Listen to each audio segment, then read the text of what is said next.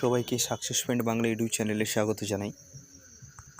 শুরু করেছি আজকের পর্ব। আজকের পর্বের আলোচ্য বিষয় নবম শ্রেণীর বাংলা বিভাগের কবিতা কলিঙ্গ দেশে ঝড় বৃষ্টি। প্রথমেই আমরা কবি সম্বন্ধে কিছু জেনে নেব। দেখে নেওয়া যাক কবি পরিচিতি। মধ্যযুগীয় বাংলা সাহিত্য ধারার একটি বড় অংশ জুড়ে ছিল মঙ্গল কাব্য। এখন স্বভাবতই তোমাদের মনে প্রশ্ন আসবে যে মঙ্গল কাব্য কী? মঙ্গল কাব্য হলো সাহিত্য ধারার অন্যতম একটি শাখা, যেখানে নির্দিষ্ট কোনো দেবদেবীর মাহাত্ম্য প্রচার এবং তার মাহাত্ম্যর কাহিনীকে বর্ণনামূলক আকারে প্রকাশ করা হয়। বিভিন্ন ধরনের মঙ্গল কাব্য বাংলা সাহিত্যে আছে। সেক্ষেত্রে আমরা যেমন দেখতে পাবো কেতকা দাস বিজয়গুপ্তের মনসামঙ্গল, তেমন আমরা দেখতে পাবো ভারতচন্দ্র রায়ের অন্নদামঙ্গল। ঠিক সেরকমই অন্যতম একটি মঙ্গল কাব্য হলো চণ্ডীমঙ্গল।